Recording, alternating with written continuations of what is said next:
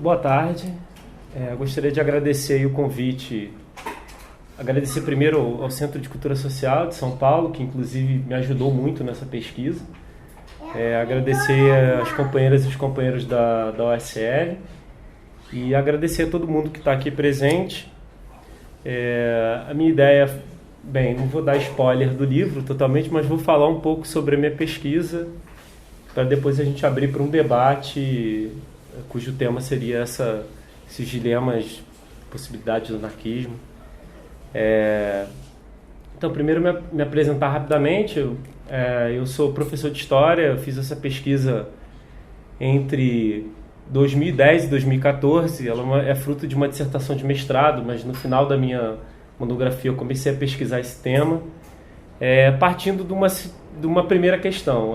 Quando eu conversava com os militantes mais antigos sobre esse período, normalmente as pessoas diziam que não havia militância anarquista ou que, enfim, a presença do anarquismo nesse período ela estava restrita a centros de preservação de memória, cultura.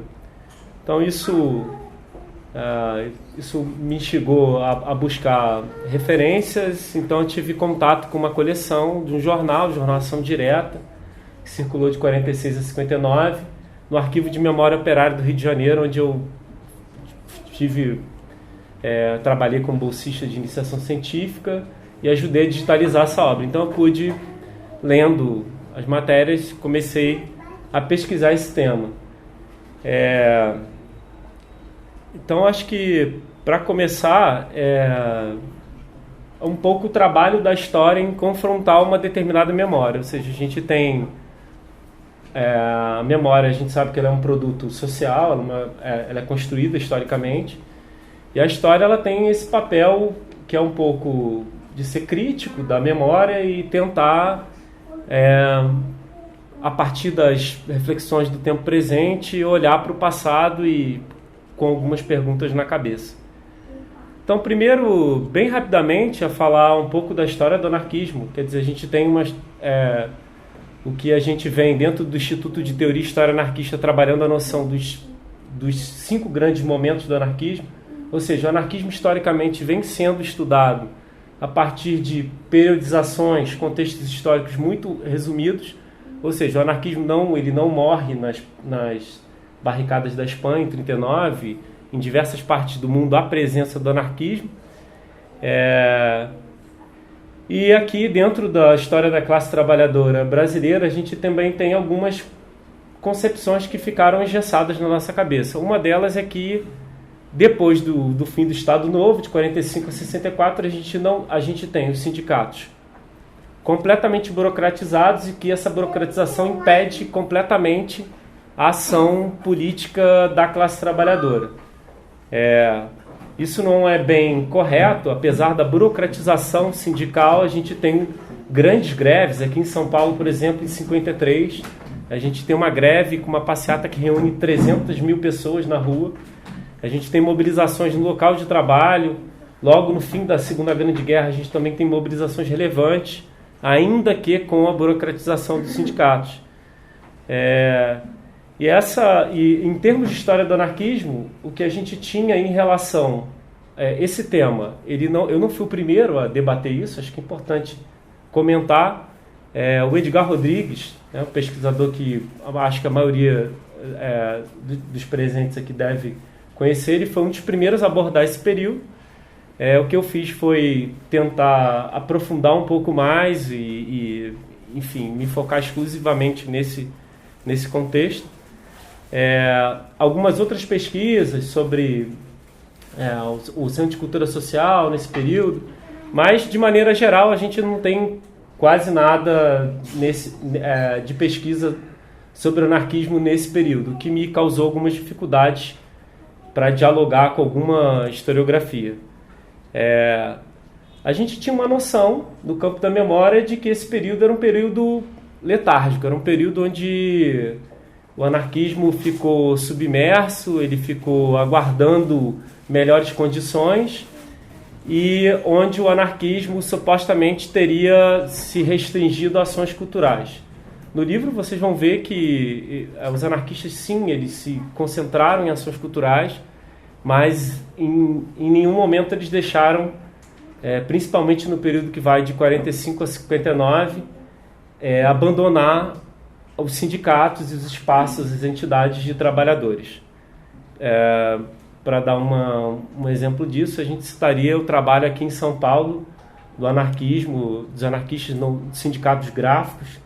Estaria lá no Rio de Janeiro com aproximação com trabalhadores da Light e outras categorias. A gente tem, durante a década de 30, uma reflexão muito importante que vem do José Oiticica e outros camaradas, que é do porquê do anarquismo ter se fragmentado e diminuído sua força assim que inicia o Estado Novo. A gente tem algumas explicações históricas para isso, algumas vão enfatizar corretamente a questão da repressão, como a repressão tem um papel desmobilizador do anarquismo, mas eu queria levantar outra questão aqui, dialogando com o José Oiticica, que é a falta de organizações políticas anarquistas, né? Havia um setor dentro do anarquismo, tanto do anarquismo do Rio de Janeiro e São Paulo, que levantava a necessidade de se ter uma organização política anarquista. Isso começa ali já no final da década de 10 do século 20, mas essa reflexão ela vai tomando mais corpo na década de 30, com o que eu chamo no livro, pegando esse conceito de outros autores, de organizacionismo, essa estratégia organizacionista, ou seja, estratégia daquelas anarquistas que acreditam que constituindo uma organização política anarquista, isso poderia ajudar a atravessar os períodos mais difíceis da luta de classes, da conjuntura política e econômica. Eu não tenho 100% de certeza, em história é difícil a gente afirmar uma coisa com tanta certeza, mas eu colocaria aí em um grande grau de certeza que isso essa questão perseguiu José Oiticica e outros companheiros durante toda a década de 30. Então, quando a gente tem o final da Segunda Grande Guerra e a abertura democrática aqui no Brasil, democrática muito entre aspas, né? A gente ainda vai ter, por exemplo, vigilância permanente, principalmente em São Paulo, aos anarquistas que estão organizados no Centro de Cultura Social. Você tem ali o início de uma imprensa anarquista e o início de uma troca de correspondência dos anarquistas, não havia internet, trocando cartas no Brasil inteiro para tentar construir um congresso nacional do anarquismo.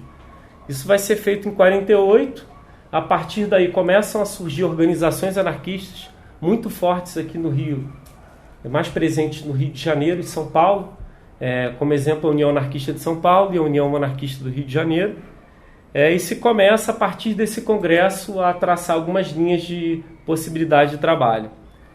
Além disso, a edição de diversos jornais que vocês já devem ter ouvido falar e já leram, além do Ação Direta, que circulou de 46 a 59, a gente tem a Plebe, que volta numa segunda edição, a gente tem o jornal A Revolta, da Juventude Anarquista, o jornal, no final, já na década de 60, o jornal Libertário, jornais que vão ajudar a formar esse campo político anarquista. Além do Congresso de 48, a gente também tem outros congressos de 53, 59 e 63. A principal tarefa é orientar o que os anarquistas vão fazer em torno dos contextos que estão se apresentando. Há um papel importante também da relação do anarquismo, principalmente. Quando eu falo de Rio de Janeiro e São Paulo, também me refiro no livro minoritariamente ao Rio Grande do Sul, onde existia a presença de anarquistas atuando e se reorganizando, mas uma relação muito forte com a questão do franquismo, do combate ao franquismo e do combate ao salazarismo. Lembrar que a gente tem, na década de 40, uma segunda onda migratória, um pouco menor do que aquela primeira, de espanhóis e portugueses fugindo tanto da ditadura do Franco, na Espanha, quanto da ditadura do Salazar. A gente tem a articulação permanente do anarquismo em torno dessas questões. Inclusive, acho que essa questão fala muito ao tempo presente, inclusive recebendo refugiados, albergando esses refugiados, a ponto de Edgar Rodrigues falar que a casa do A casa de alguns companheiros era um consulado anarquista, né? De tantas pessoas que eram recebidas naquele espaço. Essas pessoas também vão se integrar a essa dinâmica de denúncia ao franquismo, denúncia ao salazarismo. Um deles, um anarquista conhecido, Roberto das Neves, fundou a editora Mundo Livre, a editora Germinal também. Então essas denúncias vão ser veiculadas de modo permanente na imprensa. Outra questão, os trabalhos que eu estou chamando de inserção social, ou seja, qual foi a presença anarquista dentro dos sindicatos? Havia, nas atas, nos jornais a gente não consegue observar. Aí é um problema mais de metodologia da história mesmo. Vai pegar o jornal, vai ter uma ou outra atividade, mas a gente não consegue ver exatamente quais são essas atividades. Então, eu tentei acessar os jornais da grande imprensa, achei alguma coisa, buscando nomes, né? Também os prontuários do DOPS, ou seja, a polícia, isso é uma coisa impressionante, né? A gente tem a perseguição ao anarquismo, ela não é só do início do século, e ela não acaba em 45. Durante a redemocratização, a gente tem coisas assim impressionantes, de ameaças de expulsão em plena redemocratização a pessoas que recebiam um jornal anarquista, e vigilância permanente, principalmente aqui em São Paulo, mas no Rio de Janeiro também. Havia uma preocupação muito em torno do crescimento, o Partido Comunista muito forte nesse período, mas havia uma preocupação também do possível crescimento do anarquismo nesse período. Então a gente tem, como eu falei, atuação nesses sindicatos, dos gráficos, sindicatos dos trabalhadores da Light. A gente pode observar a formação do que a gente chamaria hoje de uma espécie de tendência sindical. Isso é muito comum, às vezes a gente, acho que tem muita gente que é militante aqui presente, às vezes a gente acha que está inventando a roda ou trazendo uma tradição de outro país, mas já nesse período, desde o Congresso Anarquista de 48, já há uma linha política de construir o que eles chamam de grupos de resistência de ação direta. O que seriam esses grupos? Seriam espécies de oposição sindical que atuariam dentro de determinadas realidades do mundo do trabalho, difundindo o sindicalismo revolucionário. E aí eu chamo atenção para essa historiografia que dissocia o sindicalismo revolucionário do anarquismo. Para quem não sabe, tem uma historiografia hoje que diz que o sindicalismo revolucionário é uma coisa e o anarquismo seria outra, completamente diferente. O que eu vejo nesse período é justamente o contrário. A gente tem a defesa dos anarquistas do sindicalismo revolucionário. O sindicalismo revolucionário como uma estratégia anarquista para o sindicato.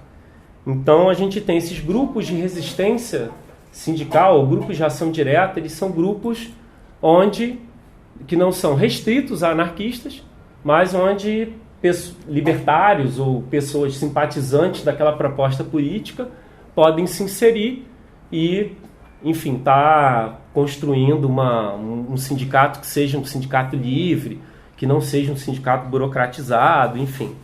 Isso vai confluir em 1958 com a formação do MOS, que é o Movimento de Orientação Sindical, que é uma espécie de tendência que, enfim, nos próximos anos vai ter muita dificuldade de se reproduzir politicamente, mas é uma organização importante que vai reunir, atuar em determinados sindicatos, etc.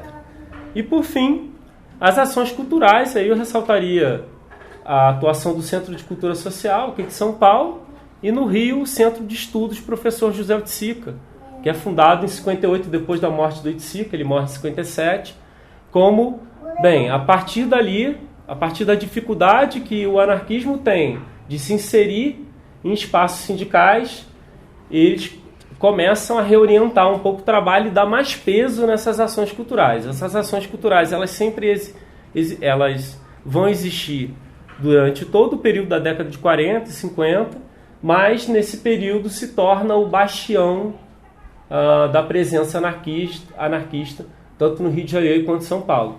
A ideia era difundir isso para outros bairros da periferia, né? Bairros de trabalhadores. Então a gente tem pegar os documentos dos encontros anarquistas, esse desejo é manifestado de maneira muito explícita.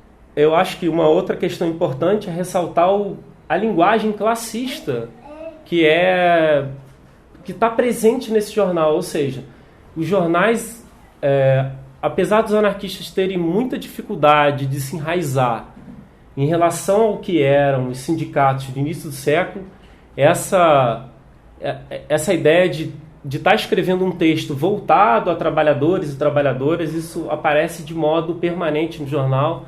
O Jornal Ação Direta, por exemplo, vai ter uma coluna por um sindicalismo revolucionário. Vai ser uma coluna permanente, onde você tem ali questões sindicais, mas você tem também questões novas que começam a aparecer, por exemplo, a questão das favelas, a moradia, questões culturais diversas, questões de gênero, ainda que de maneira modesta. Essa é uma questão que eu não pude abordar adequadamente no trabalho, mas se percebe no final dos anos 60 uma mudança em acordo, algumas leituras, digamos, mais tradicionais em relação a alguns temas, ali nos anos 60 com o Libertário, e depois, aí já fugindo um pouco do escopo, em 65 com Del Bar, que é um outro jornal anarquista, essas questões já começam a aparecer com mais força. Queria concluir levantando, acho que duas questões que podem orientar talvez o debate, ajudar a gente a debater esse tema, que seria, primeiro, por que a gente estuda a história do anarquismo, né? Eu não entendo a história do anarquismo como uma coisa para criar mitologia política, né? Tanto a mitologia da grande aurora, olha, foi tudo muito bom, e aí de repente tudo começou a dar errado e o anarquismo começou a perder sua força ali em 37. Nem também para realizar um julgamento daqueles atores sociais, como se afinal a gente tem a vantagem de não ter vivido aquele período e é muito fácil a gente julgar. Mas eu acho que algumas questões a gente consegue refletir a partir disso. A primeira que eu levantaria é essa constituição desse campo político anarquista, o que alguns pesquisadores chamam do dualismo organizacional, ou seja, essa preocupação, quase uma obsessão ali da década de 40 de formar organizações políticas anarquistas. Isso é textualmente nas atas do Congresso Anarquista de 48, a ideia era formar uma federação anarquista brasileira. Essa era a ideia do período. Segundo, retomar a presença sindical, ou seja, talvez essa ideia de que a gente possa incorporar do campo da memória, de que a partir da década de 40 o anarquismo abandona totalmente as questões sindicais, ela é parcialmente verdadeira, ela não é totalmente verdadeira. Na verdade, há uma intenção de retornar ao sindicato, mas construir um outro sindicato, não é o sindicato getulista, burocratizado. Mas a partir de 59 as dificuldades começam a aparecer e se coloca mais peso nas ações culturais, ainda que o anarquismo nesse período nunca tenha visto a ação cultural como uma coisa que se opõe à ação sindical, sempre viram como algo que está, ligada indissociavelmente.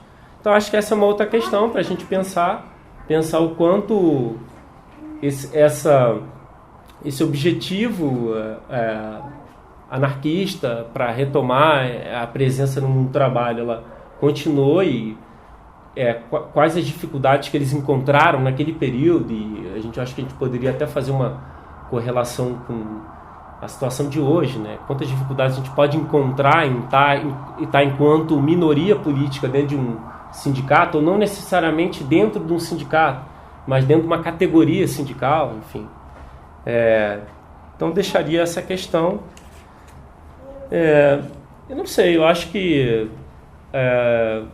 reflexões sobre a cultura política também é algo que eu me deparei no sentido de da cultura política como algo que envolve uma mobilização, envolve uma vontade daqueles agentes históricos para construir uma cultura política que dê respostas para a realidade, né? Isso não é algo que se faz de um ano para outro, isso é algo que é medido numa escala de uma geração, enfim.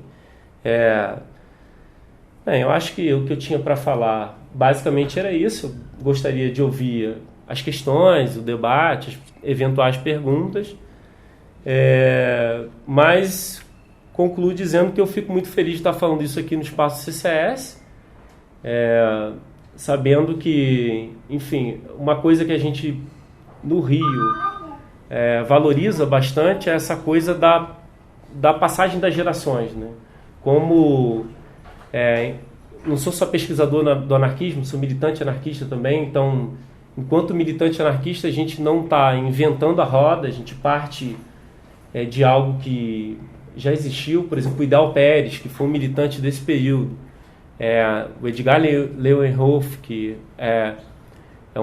foi um militante importante aqui em São Paulo, também nesse período. São militantes que também têm esse papel, junto com outras pessoas, mas de transmitir esse legado, essa cultura política aos mais novos que estão chegando. Acho que isso é muito importante. A gente talvez dar esse uso para a história do anarquismo como uma coisa que fala das questões do tempo presente. Eu costumo dizer também que eu não separo a minha militância do meu trabalho de pesquisa. Isso às vezes incomoda dentro da academia, porque há um discurso da neutralidade acadêmica, ou de que a militância é uma coisa e a academia é outra. Obviamente eu não acho que a história não deve ser uma história panfletária. Eu acho que a gente não deve transformar a análise histórica num panfleto, mas eu acho que é importante que essas questões do tempo presente elas nos instiguem, essas questões da política, do momento atual, nos instiguem a pensar também o passado. E aí, como o Mark Bloch afirma, né, esse encontro da ciência com a vida, eu acho que o Mark Bloch é um autor que eu gosto muito. Ele é algo que pode nos ajudar a pensar, a refletir sobre o presente. Então, eu queria agradecer e convidar vocês a lerem o livro e, inclusive, realizarem críticas também. Eu acho que isso ajuda muito o trabalho, e eu acho que ainda tem muito trabalho a se fazer nesse campo da historiografia, como também da ação militante, para justamente a gente superar também os limites e as lacunas dos que nos precederam. Então, termino a minha breve apresentação por aqui e agradeço mais uma vez a todas e todos aí pela paciência e presença.